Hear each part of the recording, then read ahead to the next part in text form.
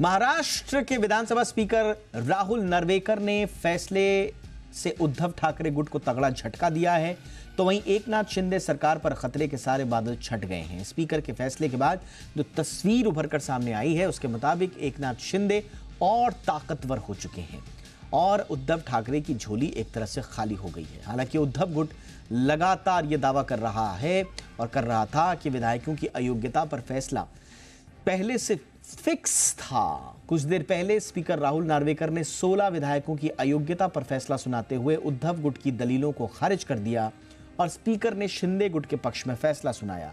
Speaker ने बहुमत के आधार पर शिंदे गुट को ही असली शिवसेना बताया। इस फैसले से उद्धव गुट को स्वाभाविक रूप से बड़ा झटका लगा है। विधानसभा स्पीकर राहुल नार्वेकर ने कहा कि शिवसेना का 1999 का संविधान ही सर्वोपरि है और शिवसेना के 2018 के संशोधित संविधान को वैध नहीं माना जा सकता क्योंकि यह भारत के चुनाव आयोग के रिकॉर्ड में नहीं है। उन्होंने कहा कि उद्धव गुट की दलील में कोई दम नहीं है। साथ ही कहा कि एकनाथ शिंदे को पद से हटाने का अधिकार उद्धव ठाकरे को नहीं था। साथ ही स्पीकर ने यह भी कहा कि 16 विधायकों को अयोग्य नहीं ठहराया जा सकता है। तो इस तरह से स्पीकर के इस फैसले पर राजनीतिक बयानबाजियों की बाढ़ आ गई है। तमाम राजनीतिक दल क्या कह रहे हैं, किस तरह की प्रतिक्रिया दे रहे हैं, आइए सुनते हैं। एकनाथ शिंदे जी की कुर्सी बच गई है, लेकिन उद्धव ठाकरे के ग्रुप में हलचल मच गई है।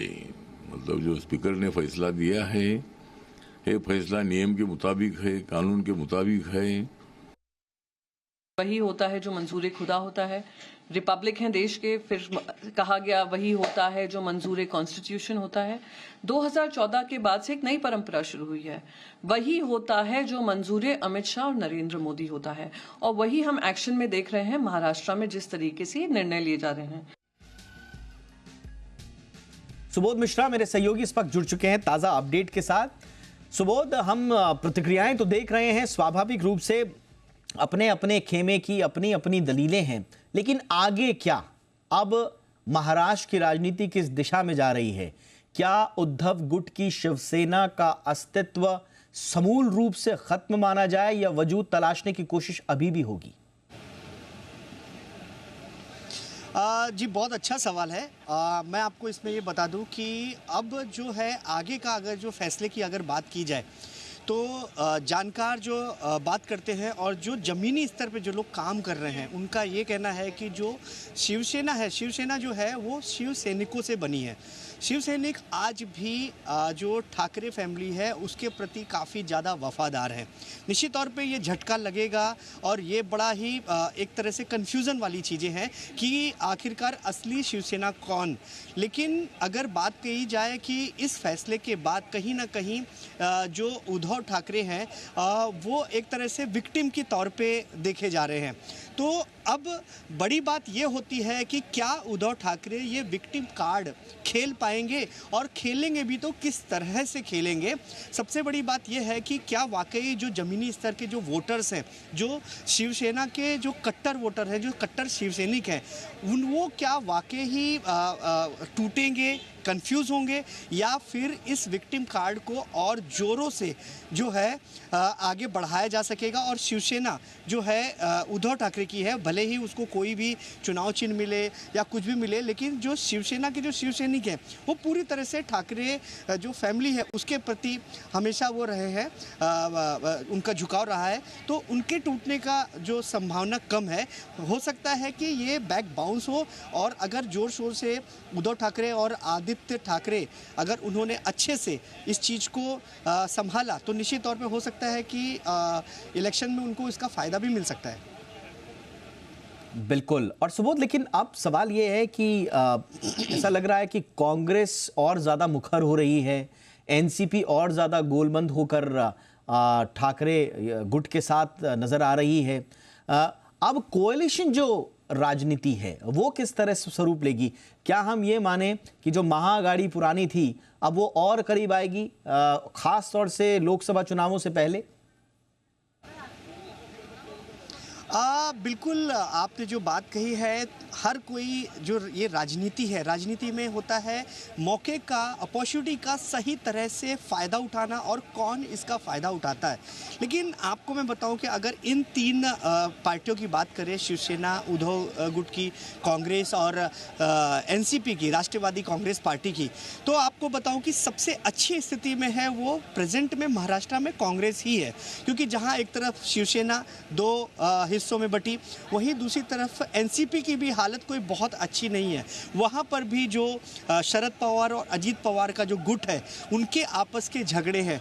तो निश्चित तौर पे लोकसभा की जो अभी सीटों का बंटवारा, हालांकि अभी बहुत शांति से चीज़ें चल रही हैं, क्योंकि इन सबको पता है कि अगर इनमें से कोई भी टूटा या किसी ने भी झगड़ा किया या किसी ने भी वो किया, तो इसका सीधे तौर पे जो फ़ायदा है वो बीजेपी और उसके सहयोगी जो शिंदे गुट है शिवसेना का, उसको मिलेगा। तो बहुत ही अगर देखा जाए तो लोकसभा चुनाव से पहले और बाद में स्थितियों में फ़र्क दिखेगा। लेकिन अभी की अगर बात करूं तो कांग्रेस ज़्यादा बेहतर स्थिति में इन तीनों गुटों में दिख रही है। जी, एक आखिरी सवाल मेरा, अब आगे क्या कह रहा है ठाकरे गुट? कहा यह जा रहा है कि फैसले को सुप्रीम कोर्ट में चुनौती दी जाएगी। अब कोर्स ऑफ एक्शन क्या रहेगा ठाकरे गुट का? देखिए, ठाकरे गुट का जो एक्शन है वो ये रहेगा कि एक तरफ कानूनी लड़ाई लड़ी जाएगी, क्योंकि ये चीज़ को तो कहीं ना कहीं बताना पड़ेगा कि उनके साथ गलत हुआ है, अन्याय हुआ है। तो कानूनी लड़ाई तो निश्चित तौर पे होगी, लेकिन ये कानूनी लड़ाई कब होगी, इसका फ़ायदा चुनाव में होगा नहीं होगा, ये तो नहीं कहा जा सकता है। लेकिन जो मेन जो इनका ठाकरे गुट का जो मेन जो एक्शन होगा, वो एक्शन होगा ज़मीन पर, क्योंकि सबसे बड़ी चीज़ है कि अब ये वक्त है, क्योंकि अभी इलेक्शंस हैं लोकसभा के, तो अब ये वक्त है कि विक्टिम कार्ड खेलते हुए अपने को जिस तरह से ये सारी चीज़ें हुई हैं उसमें किस तरह से शिवसेना के हाथ से शिवसेना छीन ली गई है, इस बात को अगर वो सही तरीके से पहुंचा पाए तो निश्चित तौर पर लोकसभा में भी इसका असर देखने को मिलेगा। वो इस तमाम जानकारी के लिए नजर बनाए रखें मामले पर, आगे भी आपसे अपडेट लेंगे। तो ये थी हमारी आज की पहली कवर स्टोरी।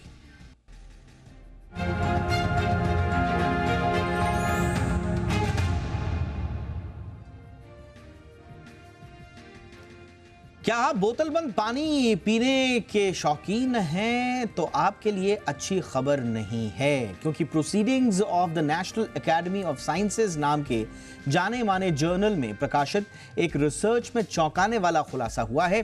इस रिसर्च के मुताबिक बोतल बंद पानी अनुमान से कई 100 गुना ज्यादा हानिकारक है।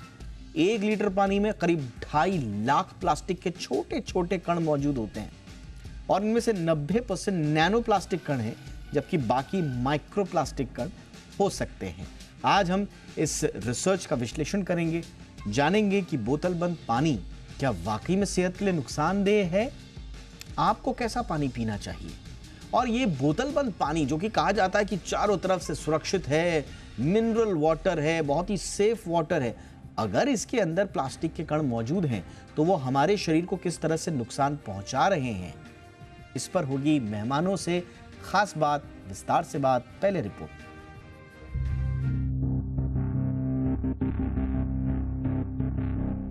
प्लास्टिक की बोतल में बंद पानी पीने का शौक रखने वालों के लिए एक चौंकाने वाली खबर है। कोलंबिया यूनिवर्सिटी और रटगर्स यूनिवर्सिटी के शोधकर्ताओं ने एक नए अध्ययन में खुलासा किया है कि 1 लीटर बोतल बंद पानी में औसतन 2,40,000 छोटे प्लास्टिक के टुकड़े पाए जाते हैं। ये संख्या पहले के अनुमानों से 10 से 100 गुना ज्यादा है, जो चिंता का एक बड़ा कारण है। पहले के अध्ययन मुख्य रूप से बड़े आकार के माइक्रोप्लास्टिक पर आधारित थे, लेकिन इस नए अध्ययन ने नैनो प्लास्टिक पर ध्यान केंद्रित किया है। नैनो प्लास्टिक और भी छोटे होते हैं, लगभग 1 बाल के व्यास के बराबर, और ये माइक्रोप्लास्टिक के टूटने से बनते हैं। रिसर्चर्स का कहना है कि उनका अध्ययन पहले के अध्ययनों से 2 से 3 गुना अधिक नैनो प्लास्टिक का पता लगाता है। नैनो प्लास्टिक के इतने छोटे आकार के कारण वे आसानी से इंसान के शरीर में घुस सकते हैं और ब्लड फ्लो में प्रवेश कर सकते हैं। इससे कई तरह के स्वास्थ्य संबंधी खतरे हो सकते हैं, जिसमें सूजन, ऑक्सीडेटिव तनाव, सेल्स डैमेज और अंगों को नुकसान शामिल है। इसके अलावा नैनो प्लास्टिक हानिकारक केमिकल्स को भी ले जा सकते हैं,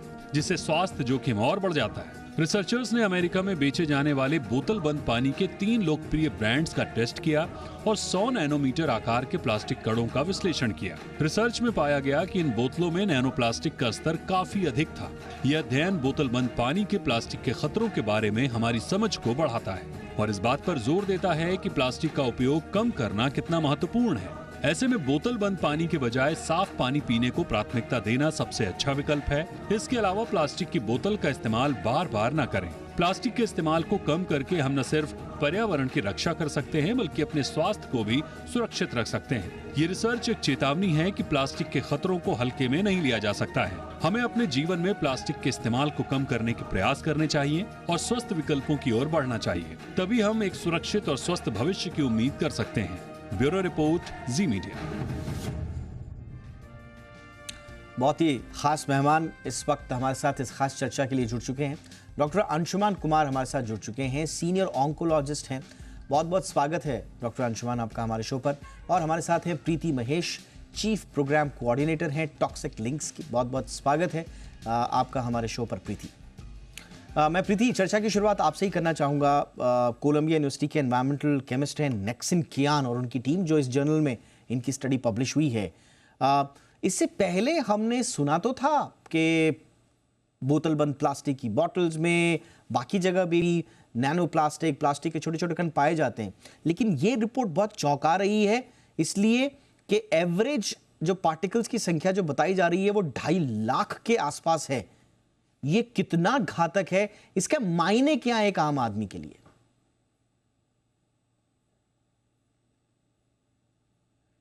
आप शायद म्यूट पर हैं प्रीति।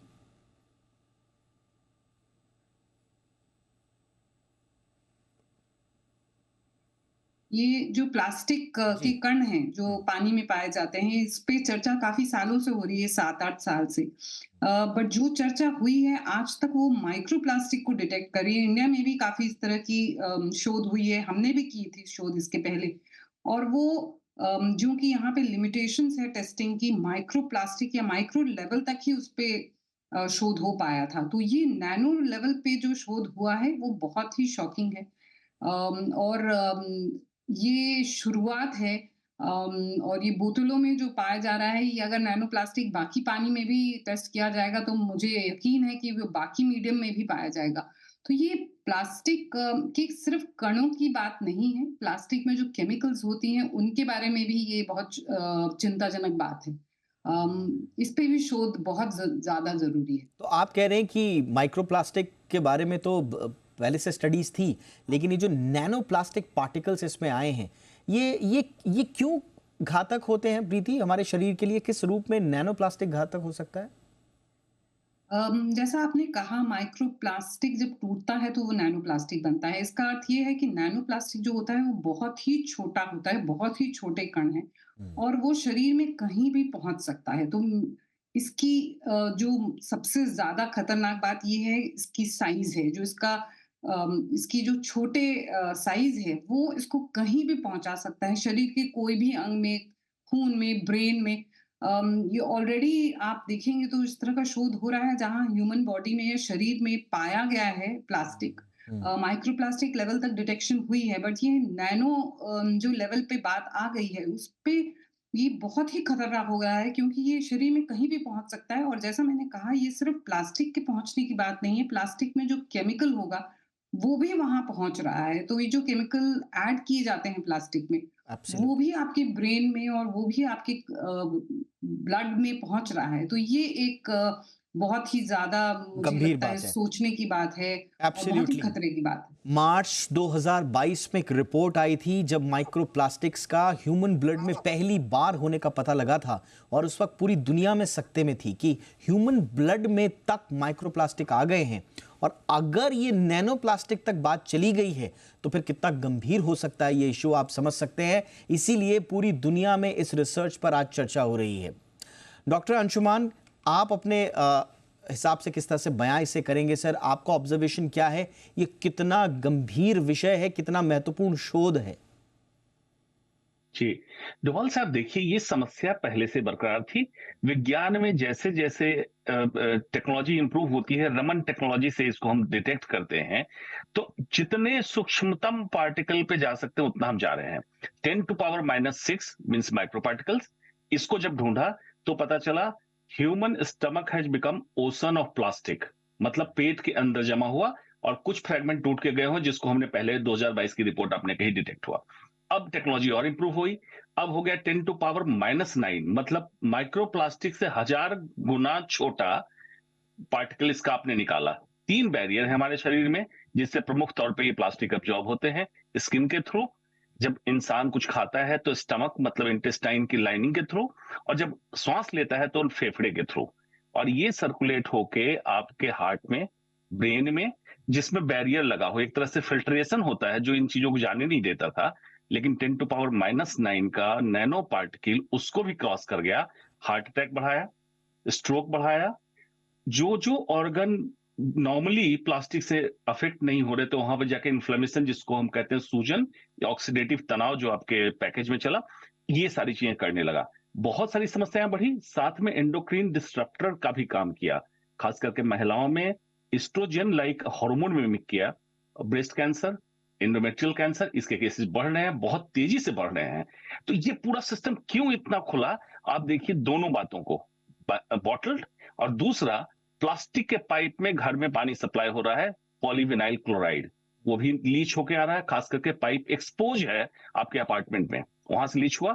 जो आरओ फिल्टर आप इस्तेमाल करते हैं या कॉमर्शियल पानी इस्तेमाल किया जाता है आरओ फिल्ट्रेशन के लिए, आयन एक्सचेंज रेजिन, उसमें पॉलीस्टीरीन लीक होगा, इसमें आया, उसको भी जब मेजर करेंगे तो नैनो प्लास्टिक मिलेगा। और फिर बॉटलिंग हुई, खास करके बॉटल में पानी आपने पिया, गाड़ी में रखा, गर्म होने के बाद लीचिंग बढ़ गई और भी हुआ। मतलब ह्यूमन एंड ऑल इकोसिस्टम पूरी तरह से घिर चुका है पार्टिकल्स ऑफ प्लास्टिक से।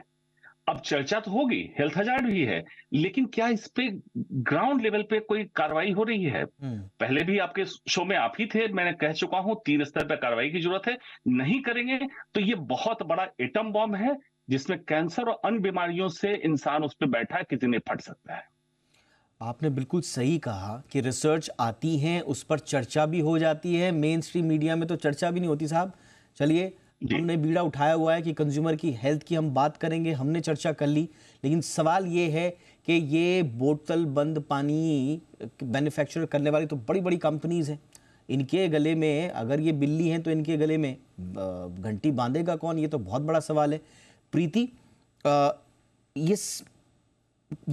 इसका दायरा क्या है? इसका दायरा क्या वो है सिर्फ वो घरेलू कंपनीज जो अच्छे प्लास्टिक का इस्तेमाल नहीं कर रहे हैं, या ये बड़ी बड़ी एमएनसी जो बड़े बड़े एडवर्टीजमेंट और बड़े बड़े दिखाते हैं कि साहब हम तो सीधा हिमालय से ही पानी छान कर ला रहे हैं और आपको पिला रहे हैं, ये सब पे लागू है? ये जो प्लास्टिक की समस्या है, ये कोई छोटी या बड़ी कंपनीज पे मैं कहूँगी लिमिट नहीं है या सीमित नहीं है। तो ये प्लास्टिक एक जो मटेरियल है उसकी प्रॉब्लम है कि ये टूटेगी, चाहे आप किसी भी तरह की प्लास्टिक का इस्तेमाल करें, ये धीरे-धीरे छोटे कणों में टूटती ही जाएगी और ये आपके खाने में, आपके पानी में कहीं न कहीं मिल के आएगी आपके शरीर में। तो इसके लिए ज़रूरी है कि हम प्लास्टिक के ऑल्टरनेट का इस्तेमाल करें। कंपनीज के सीमा में नहीं है, ये बड़ी कंपनी के बॉटल्स भी आप खरीद लें तो यही समस्या आपको आएगी और छोटे में भी ये समस्या आएगी। तो इसके लिए ऑलरेडी जो ग्लोबली आप देखेंगे तो एक ट्रीटी की बात हो रही है जहां माइक्रो प्लास्टिक और नैनो प्लास्टिक के बारे में भी बात हो रहा है। लेकिन बहुत सारे देश इसमें ये कहना चाह रहे हैं कि सिर्फ वेस्ट मैनेजमेंट की बात है और ये इस पे हमें कोई रोक लगाने की जरूरत नहीं है शुरू के लेवल पे, या मतलब यूज करने के लेवल पे इस पे कोई रोक लगाने की जरूरत नहीं है। तो ये स्टडी मैं कहूंगी कि उसके लिए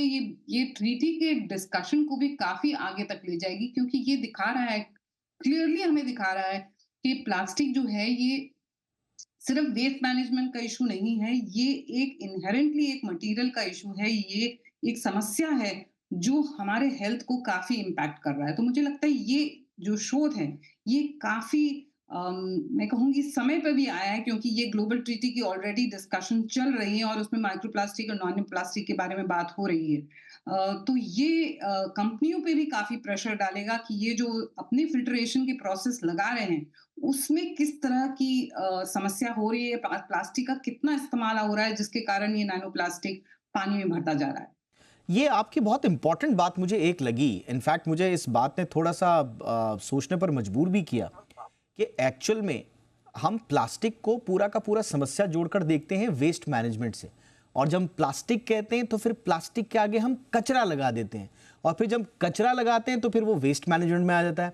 अब वेस्ट मैनेजमेंट को ऐसे देखा जाता है कि साफ सफाई के इशू है, जब सब चीज़ें साफ हो जाएंगी, सब कुछ ठीक ठाक हो जाएगा, तो जिस दिन साफ सफाई हुई, हाइजीन आया, उस दिन प्लास्टिक गायब। लेकिन एक्चुअल में ऐसा है नहीं।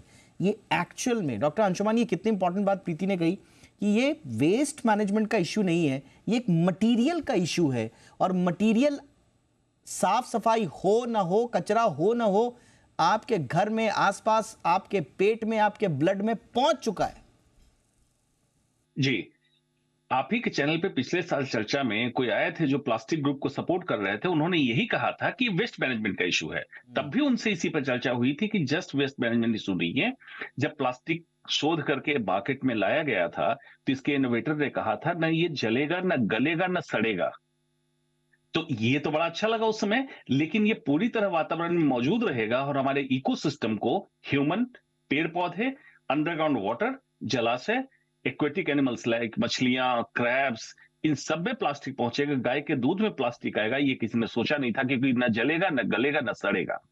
अल्टीमेटली ये घूम के आप ही के पास आएगा, मतलब यूज आप कर रहे हैं, आप ही को मारेगा। ये आप सोच रहे होंगे वातावरण का कचरा, लेकिन वातावरण का कचरा नहीं है। जितना आप फेंकेंगे, थ्रो बैक आपके ऊपर होगा, और 200 से 1200 साल इसका डिग्रेडेशन लाइफ है। तो सोच लीजिए, एक पीढ़ी नहीं, अनेकों पीढ़ियां बर्बाद हो जाएंगी। अंदाजा नहीं है आप लोगों को। ऑलरेडी प्रदूषण से लेकर सारी समस्याएं, उस पर प्लास्टिक का एक्वायर्ड बर्डन है। इतनी जरूरत नहीं है हमें इस तरह के इंसुलेटिंग मटेरियल का, जितना हम इस्तेमाल कर रहे हैं। आपने बहुत सही बोला। और मैं बड़ा हैरान हूँ, आपकी मेमोरी बड़ी शार्प है, आपको पिछले शो का सब कुछ याद है। मुझे लगता है आपसे ज़्यादा प्लास्टिक मैं कंज्यूम कर रहा हूँ और मेरे दिमाग में जा रहा है, मुझे चीज़ें याद नहीं रह रही हैं। बट बहुत इंपॉर्टेंट आपने उद्धृत किया। वाकई में जो उस समय प्लास्टिक के पैरोकार महाशय जो आए थे, उनका भी यही कहना था। और जब आप कह रहे हैं, डॉक्टर अंशुमान ने जैसा कहा कि कचरा जो आपके आसपास दिख रहा है, अगर आपको वो दुश्मन लग रहा है, तो फिर डॉक्टर अंशुमान की एक बात फिर याद रखिए, ये पाइप से जो आपके घरों में जो पानी की सप्लाई हो रही है, वहाँ से आ रहा है। जो फिल्ट्रेशन, जो बड़े बड़े प्लांट्स हैं, वो वहाँ से आ रहा है। फिर अंत में जो आपके हाथ में जो कप है, क्या उसके अंदर प्लास्टिक कोटेड है? क्या आपके हाथ में जो बॉटल है, उसमें अगर वो प्लास्टिक की नहीं भी दिख रही है, तो इस तरह की से बनाई गई है कि कहीं ना कहीं उसमें प्लास्टिक की कोटिंग है। तो चारों तरफ से प्लास्टिक आपके अंदर आ रहा है और उसकी कोई रोक टोक नहीं है। खुला खेल है, उसके लिए खुला मैदान है, आराम से आ रहा है। तो प्रीति, ऐसे में करें तो करें क्या? क्या एक कॉम्प्रिहेंसिव नीति आनी चाहिए? लेकिन प्रॉब्लम फिर ये आती है कि साहब, एक उभरती हुई अर्थव्यवस्था है, प्लास्टिक से जुड़ा हुआ बहुत सारा कारोबार भी है, तो फिर गुड प्लास्टिक, बैड प्लास्टिक, यहां पर बात आ जाती है कि साहब बैड प्लास्टिक को सबसे पहले टारगेट करो, गुड प्लास्टिक को आने दो, कोई दिक्कत नहीं है। तो ऐसे काम बन पाएगा? मैं ओवरऑल बात करूं तो कुछ भी गुड प्लास्टिक नहीं होता। ये गुड प्लास्टिक और बैड प्लास्टिक जो है, ये इंडस्ट्री का बनाया हुआ टर्म है, जो कहना चाहते हैं कि कुछ प्लास्टिक है वो बुरी है, बट बाकी सब साफ है, क्लीन है। क्योंकि वो हमें ये बिलीव कराना चाहते हैं कि जो प्लास्टिक है वो वेस्ट की प्रॉब्लम है, ये लिटर की प्रॉब्लम है, हम उसको सही तरह से फेंकते नहीं हैं, उसको सही तरह से निवारण नहीं करते उसका, इसलिए ये समस्या पैदा हो रही है। बट ये गुड प्लास्टिक और बैड प्लास्टिक कुछ नहीं होता। प्लास्टिक जो है ये एक प्रॉब्लमैटिक मटेरियल है। जैसे डॉक्टर साहब ने कहा, ये चाहे जिस तरह का भी प्लास्टिक हो, ये डिकेड्स लेगा या सेंचुरीज लेगा टूटने के लिए, और ये छोटे छोटे कण में टूटता रहेगा। तो हमने जितना हम इसका इस्तेमाल कर रहे हैं, ये आगे वाली पीढ़ियों को उतना ही हम पॉइजन कर रहे हैं, क्योंकि ये सारे हमारे हवा में, हमारे पानी में, हमारे सॉइल में सब तरह से ये मिक्स हो चुका है। तो मेरे ख्याल से ये जो समस्या है, ये गुड और बैड के बीच की नहीं है, ये प्लास्टिक एज अ मटेरियल की बात है, और इसमें जो केमिकल्स है उसके बारे में बात है। ये सिर्फ कण की बात नहीं है कि एक एक छोटा सा कण आपके ब्रेन में आ गया है या आपके बहुत सारे कण आपके ब्लड में आ गया है, इस कण में क्या केमिकल मिलाया हुआ है, किस तरह के हार्मफुल केमिकल्स जो डॉक्टर साहब ने भी कहा कि एंडोक्राइन डिसरप्टर्स हैं, इनसे बहुत हेल्थ प्रभाव है। तो ये केमिकल्स प्लास्टिक को बनाने में जो इस्तेमाल होते प्लास्टिक के हैं और जो ये कण केमिकल्स भी आपके, न्यूट्रिशन बिल्कुल आपने सही कहा, जो प्लास्टिक के कण आपके ब्लड में घुलने की क्षमता रखते हो, आपके दिमाग तक पहुंचने की क्षमता रखते हो, वो आपके शरीर के अंदर जाकर क्या क्या कर रहे हैं। और आज शाम को ही हम चर्चा कर रहे थे कि हार्ट के इश्यूज बढ़ रहे हैं, कार्डियोवैस्कुलर प्रॉब्लम्स बढ़ रही हैं, एंडोक्राइन के इश्यूज बढ़ रहे हैं, आपके कैंसर के इश्यूज बढ़ रहे हैं। तो अगर इसके लिंक, स्टैब्लिश्ड लिंक हैं प्लास्टिक के साथ, तो दुनिया की सरकारें क्या कर रही हैं ये मेरी समझ से परे है। आप इस समय के डेवलपमेंट के लिए फ्यूचर से खिलवाड़ क्यों कर रहे हैं? जो आपका फ्यूचर बर्बाद करने की गारंटी लेने वाला मटेरियल है, आप उसके साथ भी अभी भी अगर ये तोल मोल कर बोलने की कोशिश कर रहे हैं, तो मुझे लगता है कि आने वाली पीढ़ियों के साथ ये अन्याय है। एक पोल हमने कराया था और जानने की कोशिश की थी कि क्या बोतल में जो प्लास्टिक घुला हुआ है उसका जानकारी लोगों को है या नहीं। आइए देखते हैं आज के हमारे पोल के रिजल्ट्स क्या हैं। हमने पूछा था कि क्या आप जानते हैं कि बोतल बंद पानी आपके स्वास्थ्य को बिगाड़ रहा है। कमाल की बात यह है कि 70% कह रहे हैं कि साहब हाँ हमें मालूम है, लेकिन कंजम्पशन जो है वो कम होता हुआ तो दिखाई नहीं दे रहा। और सिर्फ ना कहने वाले लोग मात्र 31% हैं। और इसी स्थिति को, ये पोल नहीं है, पोल का रिजल्ट नहीं है डॉक्टर अंशुमान, दरअसल ये ऐसी स्थिति है जो हमारी बेचारगी को भी बयां करती है कि हमें मालूम है कि बोतल बंद पानी हमारे को नुकसान पहुंचा रहा है, लेकिन हम उसी बोतल बंद पानी को फ्लॉन्ट करते हैं, ये दिखाते हैं कि देखो साहब मैं कितना हेल्थ कॉन्शियस हूं। इस परिस्थिति पर आप क्या कहेंगे सर? जी देखिए, बैक्टीरियल कंटामिनेशन मतलब जो संक्रमित पानी पीने से समस्या हो रही थी, उसी का दावा करके इन लोगों ने मार्केट कैप्चर किया। अब सीधी सी बात है, घर में भी तो पानी पीते होंगे, बॉटल का पानी नहीं पीते हैं। समाधान इसका 3 स्तर पे समाधान की बात करता हूं। ये कंफर्ट जोन आ गया है कि प्लास्टिक ही है तो डेवलपमेंट है, प्लास्टिक नहीं है तो डेवलपमेंट नहीं होगा। तो आज जहां तक हम पहुंचे, क्या पीछे 40 साल पहले प्लास्टिक था तो डेवलपमेंट हुआ कैसे? ये बिल्कुल आपके कंफर्ट जोन की बात है, दिमाग में बैठ जाता है। 3 स्तर पे काम कीजिए। पहला, व्यक्तिगत स्तर। आप एक प्लेट, एक कटोरी, एक छोटा ग्लास रखिए।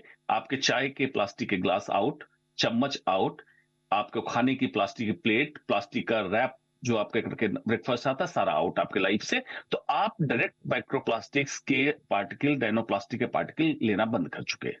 सामुदायिक स्तर, ऑर्गेनाइजेशन, कंपनीज अपने यहां प्लास्टिक की बोतल बंद कर दे, अपने अपने हर टेबल पे, हर डेस्क पे प्लास्टिक मेटल के बोतलें रखवा दे, या लोग अपनी कैरी करें, उसमें पानी रिफिल करें। और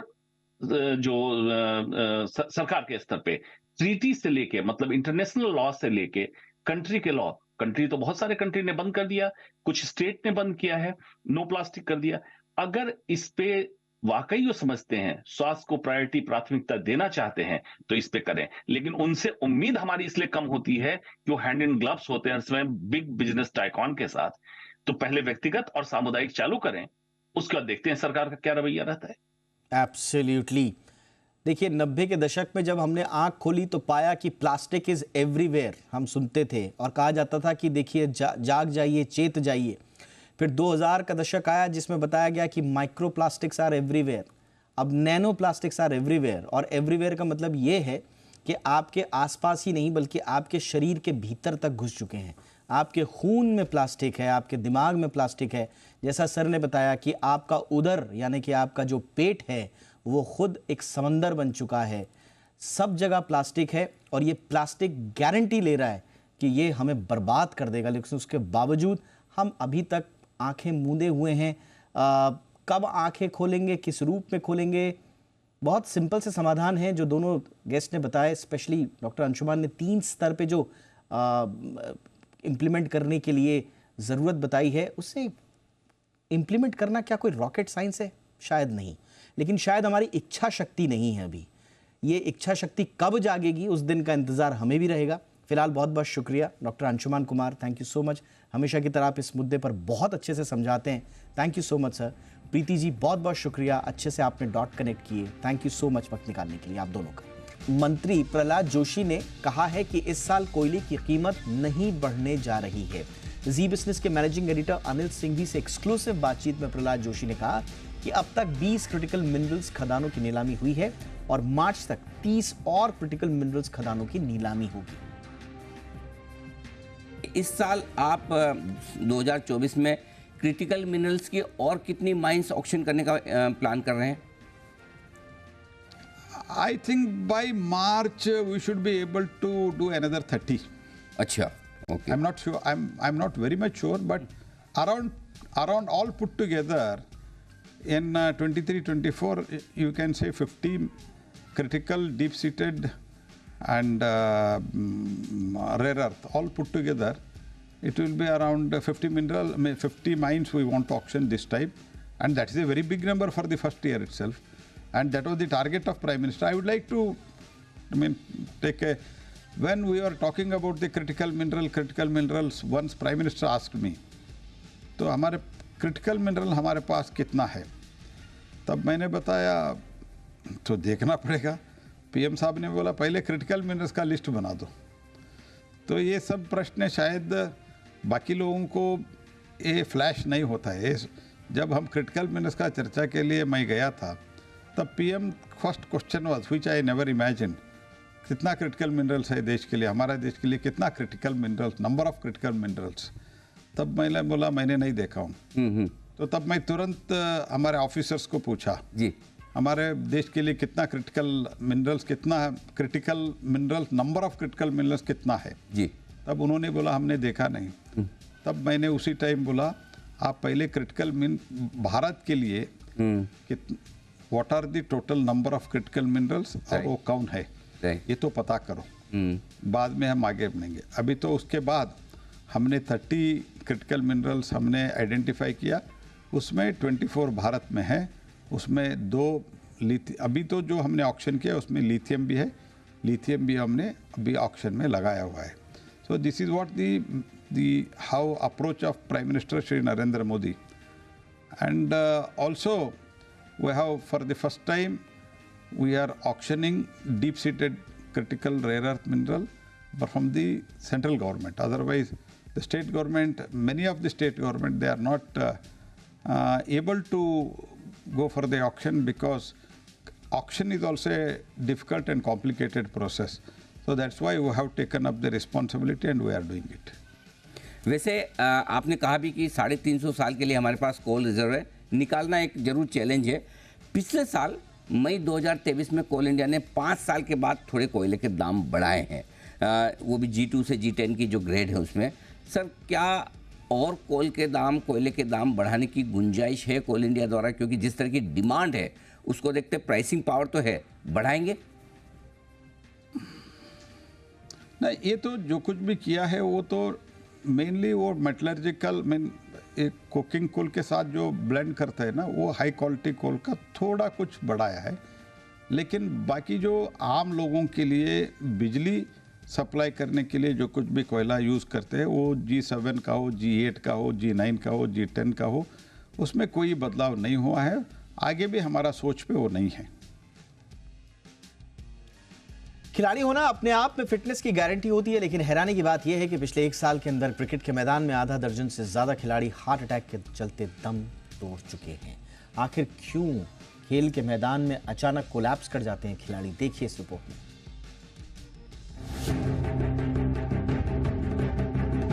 इस वीडियो में देखा जा सकता है कि एक खिलाड़ी रन लेने के दौरान बीच मैदान में गिर पड़ा। विकास नाम के इस क्रिकेट खिलाड़ी को खेल के दौरान ही दिल का दौरा पड़ा और कुछ ही देर में उसकी मौत हो गई। ये घटना यूपी के नोएडा की है। हैरानी की बात यह है कि पेशे से इंजीनियर 36 साल के विकास मैदान में उतरने से पहले बिल्कुल फिट दिख रहे थे। हालांकि उनके साथी खिलाड़ियों ने उन्हें बचाने के लिए मैदान में ही उन्हें CPR भी दिया, लेकिन अस्पताल में इलाज के दौरान उनकी मौत हो गई। दरअसल पिछले 1 साल के अंदर क्रिकेट खेलने के दौरान खिलाड़ियों में हार्ट अटैक के मामले तेजी से बढ़े हैं। विकास की तरह ऐसे कम से कम आधा दर्जन क्रिकेट खिलाड़ी मैदान में ही दिल का दौरा पड़ने से जान गंवा चुके हैं। खास बात यह है कि क्रिकेट मैदान में खिलाड़ियों को आने वाले हार्ट अटैक के अधिकांश मामले सर्दी के दिनों के हैं। बीते साल 31 दिसंबर को उत्तर प्रदेश के अमरोहा में क्रिकेट खेल रहे 10वीं के छात्र प्रिंस को हार्ट अटैक आया। फील्डिंग के दौरान उसकी तबीयत अचानक बिगड़ गई। वह मैदान में गिरा, तो फिर उठ नहीं सका। दरअसल खेलने के दौरान प्यास लगने पर प्रिंस ने बोतल में रखा ठंडा पानी पिया था। इसके कुछ देर बाद ही उसकी तबीयत बिगड़ी थी। सर्द मौसम में ठंडा पानी क्या प्रिंस के लिए घातक बना? इसे लेकर साफ कुछ पता नहीं चल सका है। वहीं मध्य प्रदेश के खरगोन जिले में भी इसी दिन 22 साल के क्रिकेट खिलाड़ी की मौत हो गई। दरअसल बॉलिंग और बैटिंग करने के बाद उसे पसीने के साथ घबराहट होने लगी थी। वहीं 24 दिसंबर को मेरठ में बल्लेबाजी के दौरान खिलाड़ी के सीने में तेज दर्द उठा। तत्काल उसे अस्पताल ले जाया गया, जहां उसकी मौत हो गई। बीते 25 दिसंबर को उत्तराखंड के गुप्तकाशी में नवीन उनियाल नाम के युवा ने क्रिकेट मैच में शानदार बॉलिंग कर अपनी टीम को जीत दिलाई। लेकिन क्रिकेट खेलकर वापस लौटते वक्त नवीन के सीने में तेज दर्द उठा। साथ ही उन्हें अस्पताल ले गए, लेकिन तब तक नवीन की मौत हो चुकी थी। जबकि पिछले साल फरवरी में अहमदाबाद में एक खिलाड़ी की गेंदबाजी के दौरान हार्ट अटैक आने से मौत हो गई। डॉक्टर भी मानते हैं कि सर्दी के दौरान हार्ट अटैक के मामले बढ़ जाते हैं। अब हार्ट अटैक आने की वजह की बात करते हैं। हेल्थ एक्सपर्ट्स का कहना है कि नौकरी पेशा में रहते हुए अपने खेल को जारी रखना एक बड़ी चुनौती होती है। खिलाड़ी की फिजिकल एक्टिविटी बढ़ जाती है। साथ ही कई बार खिलाड़ियों में तनाव के चलते भी हार्ट संबंधी दिक्कत हो सकती है। कुछ खिलाड़ी फिट रहने के लिए एनर्जी ड्रिंक्स और एनर्जी सप्लीमेंट्स का इस्तेमाल करते हैं। इनका जरूरत से ज्यादा इस्तेमाल भी हार्ट अटैक की वजह बन सकता है। ऐसे में खिलाड़ियों के लिए जरूरी है कि उन्हें मैदान में उतरने से पहले कोच की मदद से जरूरी एहतियात बरतने चाहिए, ताकि खेल के दौरान किसी तरह की हेल्थ संबंधी कोई दिक्कत न आए। वहीं अगर ऐसी कोई घटना होती है तो खिलाड़ी को तत्काल CPR देना चाहिए और किसी नजदीकी अस्पताल में ले जाना चाहिए।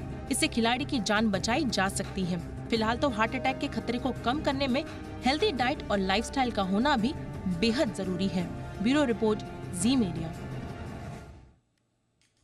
शेयर बाजार में आज जबरदस्त एक्शन देखने को मिला। बाजार के प्रमुख इंडेक्स करीब आधे फीसदी की मजबूती उनमें देखने को मिली। कारोबार के अंत में सेंसेक्स 271 अंक चढ़कर 71,658 पर पहुंचा। निफ्टी भी 21,448 से उछलकर 21,619 के स्तर पर बंद हुआ। निफ्टी बैंक 118 अंकों की बढ़त के साथ 47,361 के लेवल पर बंद हुआ।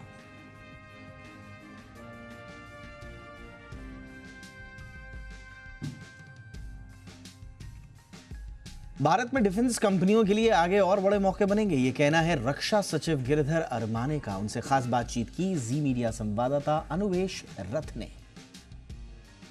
हमारे DPSUs और जो प्राइवेट प्लेयर्स हैं उनको किस तरीके से डिफेंस मैन्युफैक्चरिंग में आगे बढ़ते हुए देखते हैं? अब तक हम 16,000 करोड़ का एक्सपोर्ट कर चुके हैं पिछले साल। इस साल लगभग 20,000 करोड़ तक इसे ले जाना चाहते हैं। डिफेंस मिनिस्ट्री के लिए जो आवश्यकता है वो बजट में कभी भी कमी नहीं की जाती है। हमें ये उम्मीद है कि फाइनेंस मिनिस्ट्री द्वारा जो आवंटित किया जाएगा वो राशि हमें काफ़ी हो। एक डेकेड में हमारी नेवी जो है, अभी फिलहाल तो हम लोग बायर्स नेवी थे, अब हम मेकर्स नेवी बन गए हैं। आप इसको एक डेकेड और आगे चलते हुए किस तरीके से देखते हैं? नेवी में आत्मनिर्भरता का बहुत ज़्यादा ये वृद्धि हुई है। अभी जो हम वारशिप्स बनाते हैं, डिस्ट्रॉयर्स, फ्रिगेट्स, कॉर्वेट्स, सबमरीन्स, ये सभी सिस्टम्स की तैयारी यहीं पे हो रही है। जब हम एयरक्राफ्ट कैरियर भी हम अपने आप बना सकते हैं तो इंपोर्ट्स की आवश्यकता बहुत कम हो गई। इंडिया 360 में आज बस इतना ही। #ZIndia360 याद रखिए। कोई राय, कोई सुझाव हो तो जरूर भेजिएगा। नमस्कार।